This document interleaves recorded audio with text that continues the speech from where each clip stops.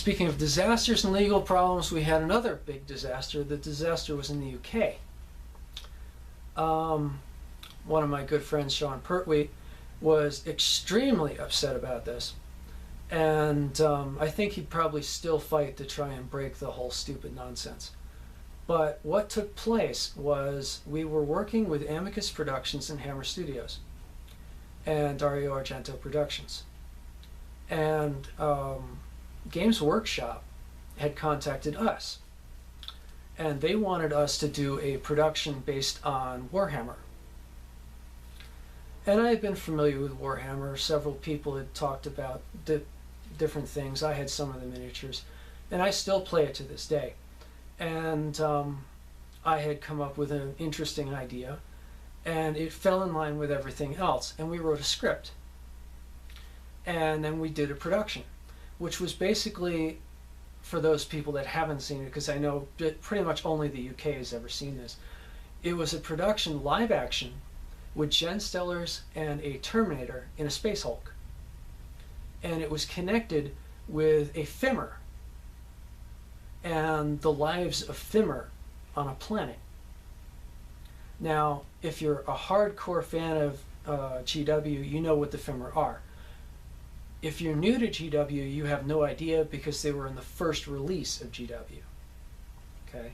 They were an old creature that actually somewhere down the line got kicked out of Games Workshop.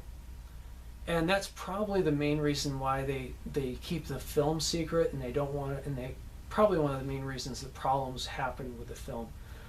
But we had done the production, and after doing the production of Spacehulk, Games Workshop brought everything to a courtroom in the UK.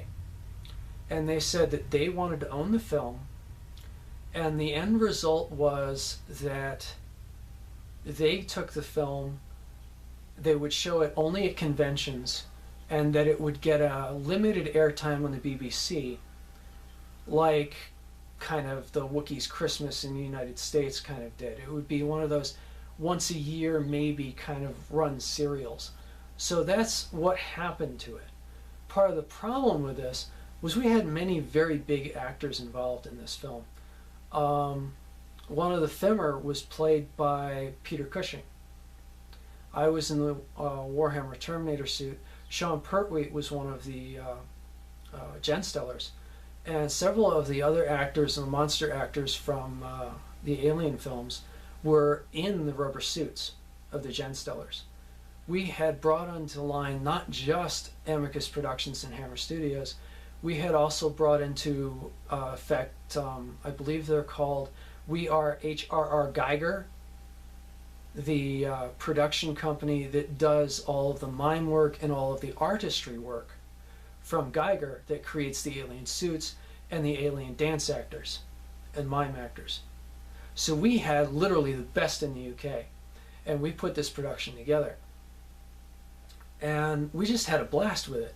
But part of the problems that happened over the years, and I don't know timing-wise what exactly took place with this, Games Workshop went through a split.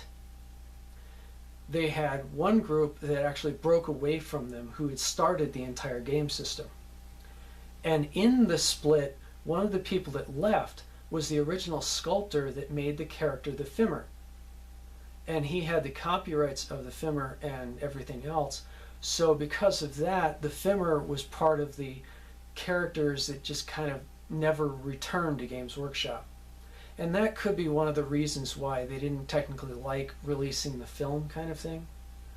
But who knows, maybe someday we can actually all sit there and say, hey Games Workshop, you've done the CGI film of Warhammer, release the old style Warhammer with the rubber suits and the big Terminator. Everyone will love it, you'll make a killing, everyone will enjoy it. And you can even throw in, yes, this is like Peter Cushing's film after Biggles or before Biggles or something of that nature, and it'll just roll right into everything else. But who knows? We'll see.